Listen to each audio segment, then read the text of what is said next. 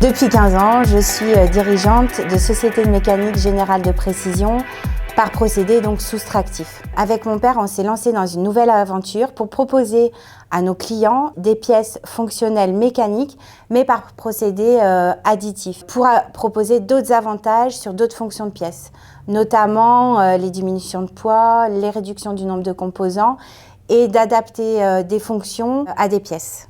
On parle de troisième révolution industrielle sur l'impression 3D. Elle est surtout en termes d'usage, c'est-à-dire la fabrication sur place et à la demande. Un des avantages de la fabrication additive, c'est sur les immobilisations, c'est-à-dire aussi bien les immobilisations en termes d'outillage, puisqu'on fabrique sans outillage, et sur le stockage, puisqu'on stocke, par contre, des fichiers 3D. Et la fabrication sur place, parce que la fabrication additive, elle est rapide en termes de délai. On n'a pas intérêt à aller fabriquer loin, on peut fabriquer directement sur quasiment le lieu de consommation. Donc la révolution d'usage, elle est peut-être sur, pas tout de suite, mais dans une dizaine d'années, dans quelques dizaines d'années en tout cas, on pourra consommer mieux puisqu'on consommera quand on en a besoin et où on en a besoin. Il y a 2 ans et demi, il y a beaucoup de banquiers qui ne savaient pas encore ce que c'était la fabrication additive. Il a fallu convaincre, mais bon, on a aussi en France des systèmes comme la BPI qui permet justement de financer l'innovation, surtout qu'en tant que petite PME, le risque industriel pouvait être important. On a mis en place très rapidement un outil de gestion de la connaissance parce qu'il fallait créer nos mots métiers.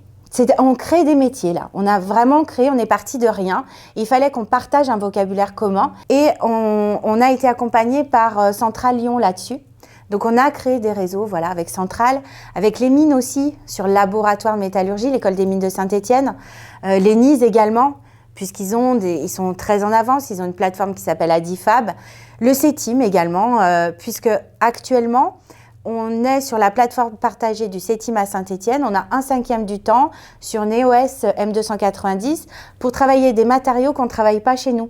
Là, on travaille au CETIM sur du titane et du chrome cobalt. Ça nous permet de ne pas investir sur une machine, mais d'acquérir des compétences sans gros investissements. L'usine du futur, elle sera connectée sur son territoire et voire plus loin. Mais voilà, elle sera connectée à l'enseignement, à la recherche. Elle aura un rayonnement plus large, éventuellement sur des pôles de compétitivité, par exemple. Il faut qu'on soit connecté avec d'autres territoires. C'est ça l'usine du futur.